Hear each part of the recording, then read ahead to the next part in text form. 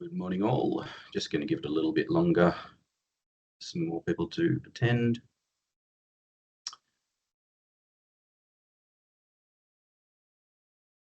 Just give it 1 or 2 more minutes.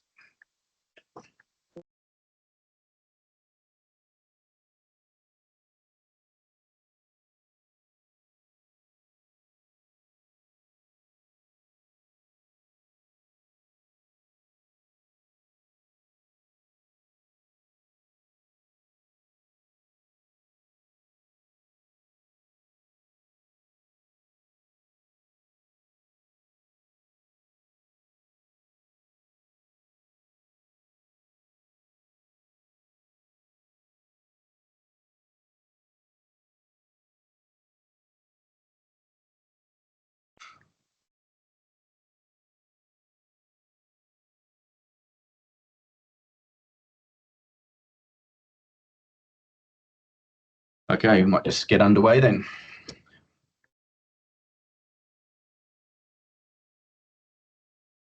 So thank you everyone for joining us for what will hopefully be a useful and informative session where we will present to you all the information about where, when and how you can participate in the 2024 ACT election. But first I would like to acknowledge the traditional custodians of the ACT, the Ngunnawal people, and recognise any other people or families with connection to the lands of the ACT. We acknowledge and respect their continuing culture and the contribution they make to the life of this city and this region. We're going to cover a considerable amount of material today. The webinar will cover key dates for the election, early voting facilities, postal voting, mobile polling. We'll discuss our technology-assisted voting services. We'll discuss our broad information campaign and how we'll be continuing to reach out to the community. We'll go through the services and procedures we have to ensure all Canberrans can effectively access their voting rights, with a particular focus on the services for electors with a disability or requiring assistance. We'll also be letting you know of a few new initiatives for the 2024 election, such as our low sensory voting location and mobile polling voting services for those experiencing homelessness. And we'll finally touch on how we will measure our performance so that we can continually improve the services that we deploy. Just a few housekeeping things before we properly get started. As this presentation is being delivered in a webinar format, all questions will need to be typed into the chat function. So please, as they occur to you, type them in and I'll address them at the end of each session being presented. If you're unable to use this function during the webinar or have questions beyond this presentation, please get in touch with Elections ACT directly and details will be provided at the end. So, key dates. We've had a bit of a legislation change since the 2020 election. This change in particular means 2 things. Firstly, the period in which electors can cast an early vote has been reduced from 3 weeks to 2 weeks. But the law change has also opened early voting to all ACT electors. Previously, you were only eligible to vote early before election day if you couldn't make it to a polling place on election day. But that's no longer the case. All electors are now able to vote at any polling location during the 2-week voting period starting the 8th of October. The final day of voting, or election day, is Saturday, the 19th of October, 2024.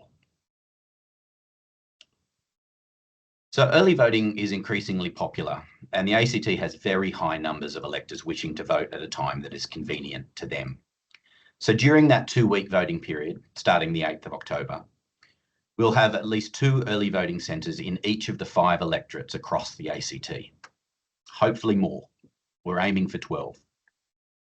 The exact locations are yet to be finalised, but like in previous elections, the early voting centres will be located in the 5 main business districts in the ACT, so Gungahlin Town Centre, Belconnen, the City, Woden and Tuggeranong. And then also in some of those smaller business districts like Kippax, Western Creek and Lanyon. We're also currently working on finalising locations in Dixon, Casey and Manuka. The final locations for these voting centres will of course be advertised on our website, but they'll also be communicated through the household brochures that we will touch on a bit later in this presentation. A key feature of early voting in the ACT is that all early voting centres provide access to electronic voting, and around 95% of all early voters cast their vote using that electronic voting system. We'll discuss electronic voting shortly. It's also important to note that these early voting centres are also open on the final day of voting, so on election day. So electronic voting is available on election day and during early voting. As mentioned earlier, the final day of voting for this coming election is Saturday, the 19th of October, traditionally called Election Day. While the majority of Canberrans will already have voted by this time, we do open additional polling place locations spread out across the ACT on that day. The vast majority of these new locations will be in ACT government schools.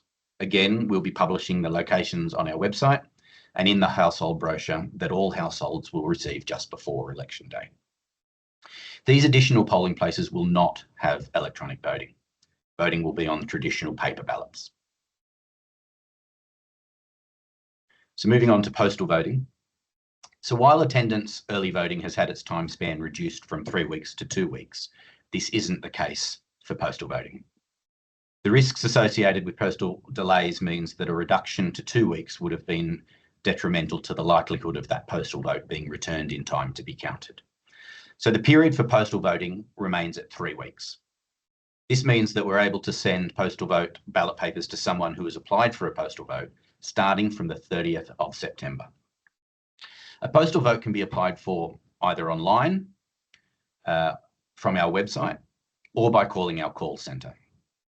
Applications are open now, but this part is important. You can apply for a postal vote now, but we can't send the ballot papers until the 30th of September. We'll hold on to the application and we'll be ready to send those ballot papers as soon as we're legally allowed to, which is the 30th of September. A postal vote can also be requested by the elector for themselves or by another person on their behalf. So if a person in your care requires a postal vote and you have their permission, you can lodge the application on their behalf, either online or over the phone. At the 2020 election, we deployed a system for overseas online voting. However, the Commissioner has decided not to deploy that system in 2024, and we will therefore be using international couriers for postal votes that are heading outside of Australia. This will increase the likelihood that the votes that get sent overseas will be returned in time to be counted.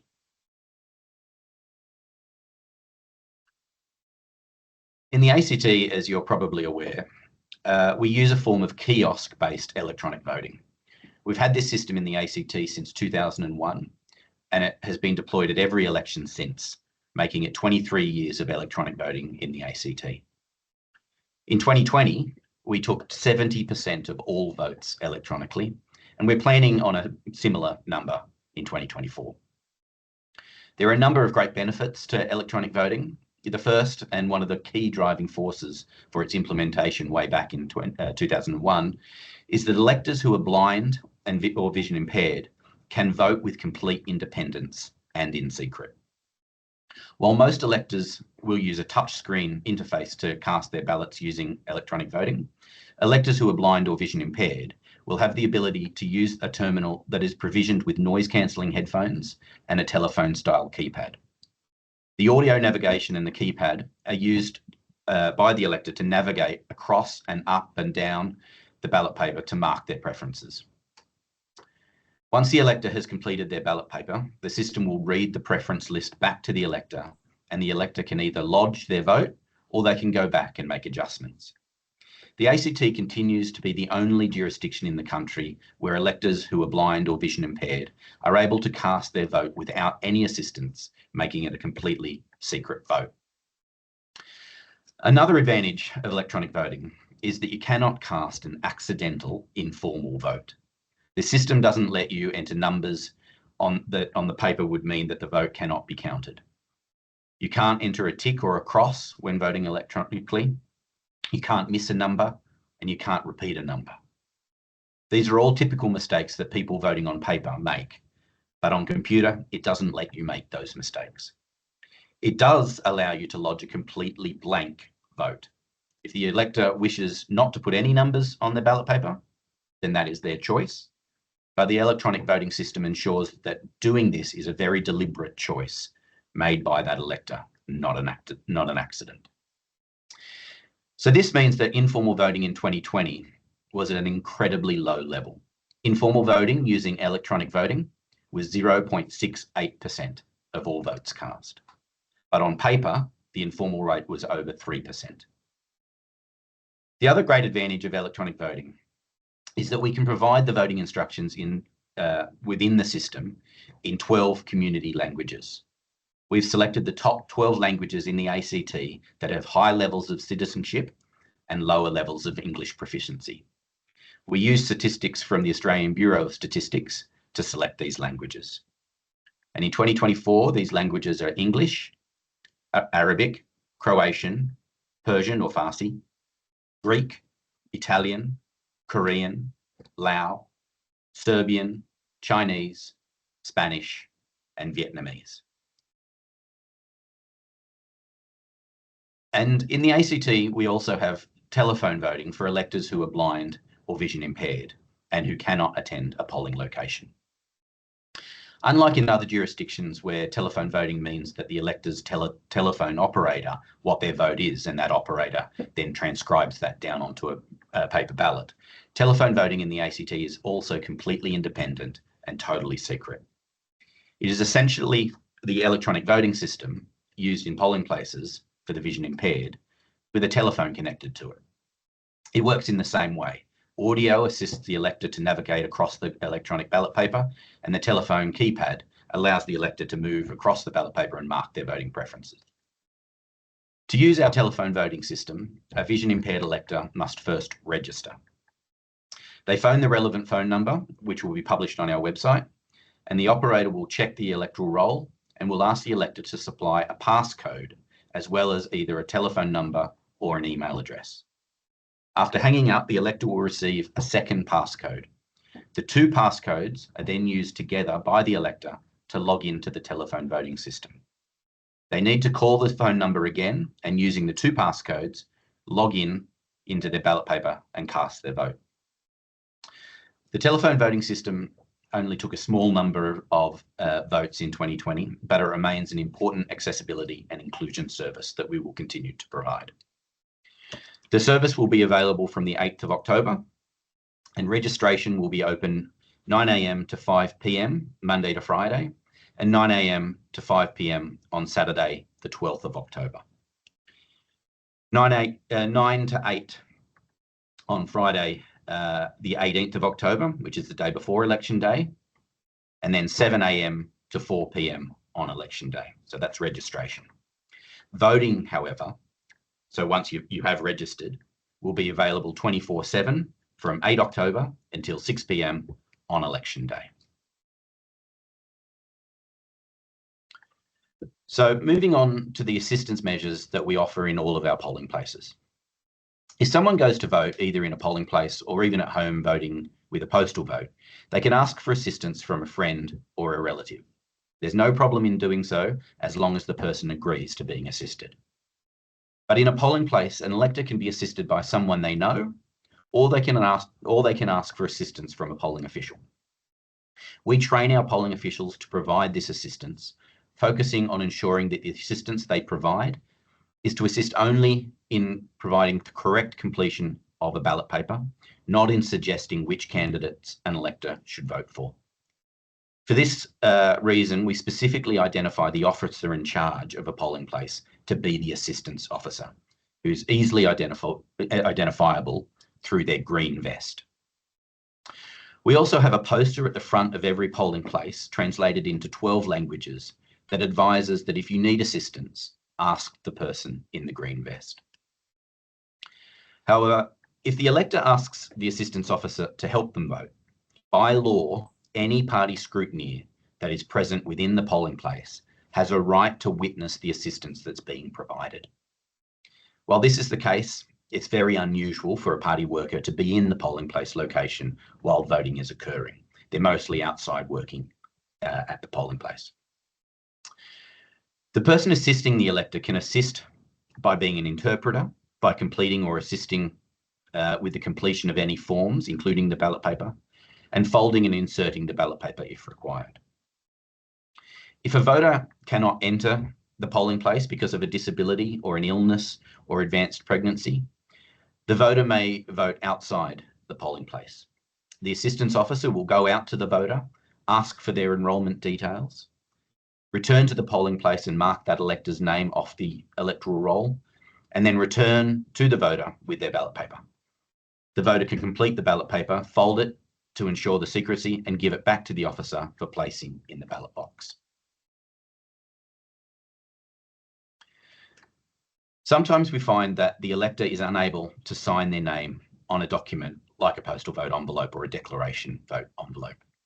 In this case, the person is able to simply mark their name, make their mark, on the document. Or alternatively, another person can sign the document at the direction of that person.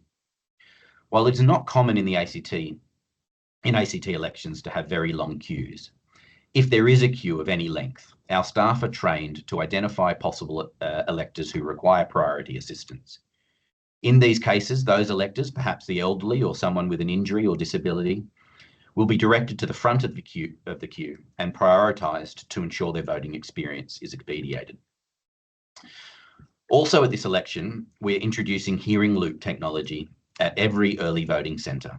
As around 70% of electors vote early, most electors will be able to access hearing loop technology should they require it.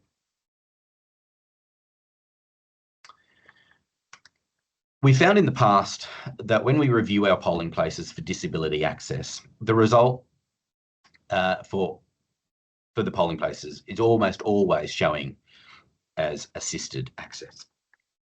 We didn't think that this information was particularly useful to those who needed to know whether a particular polling place location was suitable for their particular needs. So instead of just showing each polling place as assisted access, we list on our website the reasons why the particular polling location isn't full access. We review all of our polling places before every election. We put the results of that review onto our website. So in this particular example on the screen, you can see for the 2020 election that Ainslie North polling place wasn't fully accessible because, among other things, the curb ramp was deemed not to meet accessibility standards.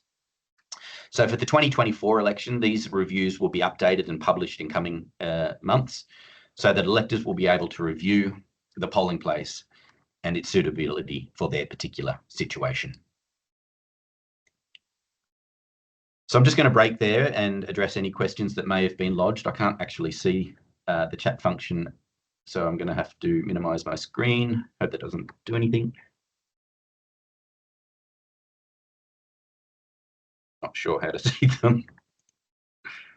I don't want you.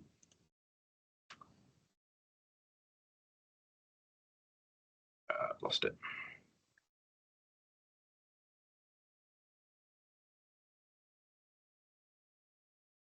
Sorry, just bear with me.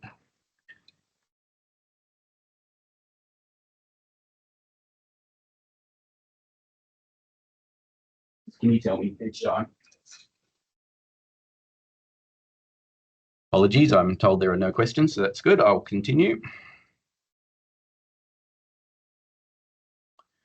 So moving on to our information campaign, I'd just like to briefly outline the kind of mediums in which you may find, see or hear the critical information around voting services, locations and times. We will of course be running a traditional information and education campaign. We'll be communicating key election information such as reminders to enrol, key dates for early voting, postal voting and election day, locations of voting centres and how to cast a formal vote.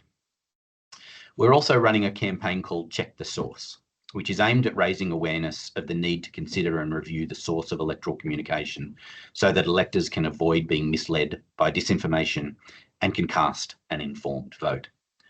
This phase of our communication campaign has already started, and you may see some of our ads online or on on-demand TV services. We'll have television ads, press advertisements, radio ads, digital ads online, ads displaying in bus shelters, in shopping malls, and also in podcasts. But we found that one of our most successful means of ensuring all Canberrans have the key electoral information they need is through our 2 household brochures that will be delivered to every household in the ACT. The first, just before the commencement of postal voting, and focusing strongly on early voting, and the second in the final week of voting and providing the locations for election day polling places. We've placed a strong importance on accessibility for these household brochures and have placed the key accessibility information on the opening page. This includes a QR code that, when scanned, can take the person to the audio recording of the brochure that will be available on our website. We also have the information regarding the translation services translated into our 12 community languages. We also believe that we have a strong responsibility in ensuring that all Canberrans are informed enough to lodge a formal vote and understand how their vote contributes to that final result. For that reason, we include relatively simplified explanations of the ballot paper, what it looks like, and how it works. We also explain how to cast a formal vote and also how counting works under the Hare-Clark electoral system. And for those that learn better visually, we link via a QR code to a video that can explain counting in Hare-Clark. We also have available on our website, and also in hard copy upon request, our Easy English Guide to Voting. This product provides information on the ACT Legislative Assembly, how to enrol to vote, and also how to vote. We also have a large number of fact sheets available covering all manner of ACT electoral information, but some that may be of particular interest to the audience today is the fact sheet on enrolment and voting for people with disability, and the fact sheet on enrolment and voting for people with a disability, information for families and carers. These resources are available on our website, and we can also provide hard copies to anyone or any organisation wishing potentially to display them or provide them to their clients or carers. Moving on to our community outreach and engagement activities. Over the coming months, Elections ACT will be talking to community groups and delivering resources to ensure that community groups in the multicultural sector have all the information required to ensure informed participation. Most Thursdays, Elections ACT will be appearing at the Community Corner drop-in sessions in ACT libraries. We'll be there to answer the community's electoral questions and to hand out electoral information translated into our 12 community languages. This document, which provides all the vital information about when, where, and how to vote, has been translated into each of those community languages and can be supplied in bulk to multicultural community groups for dissemination across their communities. We'll also have them to hand out at any public event we'll be engaged with up to election day. Similarly, this multi-page, multi-language booklet will be available in polling places, providing information on how to correctly fill in your ballot paper so that your vote can be counted. Each polling place will also have a poster at the entrance with a single sentence translated into each language, alerting electors to the booklet's existence and advising electors to seek the booklet by asking a polling official. So a quick pause again. Check if there's any questions. No questions? Okay, and finally, I want to highlight a couple of exciting new initiatives that we're introducing at the 2024 ACT election. A dedicated polling place for electors requiring a low sensory voting experience, and the deployment of mobile polling facilities at locations where people experiencing homelessness are likely to attend or gather. So this election will be establishing a specific location for electors who require a low sensory voting experience, away from the hustle of an ordinary voting centre. Neurodiverse electors, electors with autism or mental health concerns like anxiety, can attend this new location and vote in low natural lighting and low sound. They'll have greater space to vote in, and we're aiming to have it staffed by experienced neurodiverse service providers or polling officials trained to work with our clientele. We've been working with representatives of our Electoral Accessibility Advisory Committee to identify appropriate procedures and appropriately skilled staff who we will train as polling officials. The polling location will be located in Civic Square in Canberra City, just near the Civic Library. And because the ACT's ban on political campaigning within 100 metres of a polling place, the voting experience for these electors should be non-confrontational and without added stimulation. This voting location will be open for the full 2 weeks of the early voting period, open the same hours as any of our other early voting centres. And we would love it if participants today could share this news with any elector that you believe could benefit from this new voting experience. We'll also be conducting mobile polling services for the homeless. This is an initiative that we attempted to implement in full at the 2020 election, but were limited to what we could achieve due to the legislation. But we successfully prosecuted for a legislative change, which means that we can now attend locations where electors experiencing homelessness congregate, typically to access services, and we will provide mobile polling across the ACT to these electors. This mobile polling, like the mobile polling we deploy to hospitals, nursing homes, and the Alexander McConaughey Centre, will occur in the week prior to election day. We've been in touch with Orange Sky, a charity organisation that traverses the north side of the ACT, providing regular laundry and shower services to the homeless. And they've agreed to allow Elections ACT to align with their schedule so that we can maximise the effectiveness of our mobile polling visits for these electors wishing to cast their vote in a safe and non-confronting environment. And we continue to work with other homelessness service providers across the ACT to ensure that we can provide this service to electors experiencing homelessness in the south of Canberra as well. And to wrap things up today, I just wanted to talk about 2 further topics. The first is our drive to continually improve in the services and the support that we provide to the ACT and its diverse communities. Elections ACT recently published its inaugural Accessibility and Inclusion Plan. It's available from our website now, and the plan outlines our approach to the planning and delivery of accessible electoral services to the ACT community, with a particular focus on those most disadvantaged living with a disability or from a culturally and linguistically diverse or Indigenous background. It currently details many of the topics, services and resources that I've discussed here today, and it outlines the action plan for this coming 2024 ACT election. But this plan is the first of many. We'll have a new plan with a new roadmap to drive our preparations for each ACT election. We will, of course, have our own learnings from the 2024 election, observations about how a particular service actually performed or where there is a gap in the information available. But the primary means by which we will develop the 2028 Accessibility and Inclusion Plan is through stakeholder consultation. There is, of course, the opportunity for community groups to contribute to the Legislative Assembly committee hearing into the election that will undoubtedly be held in the year following the 2024 election. But we'll also be conducting numerous means of evaluation and consultation with the community. We've always conducted randomised polling place exit surveys, asking questions about our performance and the reach of our information campaign. But we'll be expanding upon this with direct surveys focused on our accessibility and disability services, looking to get those surveys out to disability peak bodies for sharing with their communities to understand your real-life voting experiences. We will also be seeking to understand the voting experiences of those who choose to utilise our low sensory voting location, to understand how it performed and where we can improve upon it for the 2028 election and then beyond. So please look out for those engagements after the election, but also please stay engaged and reach out if you have any questions or feedback at any time. And finally, I just wanted to highlight our casual work application.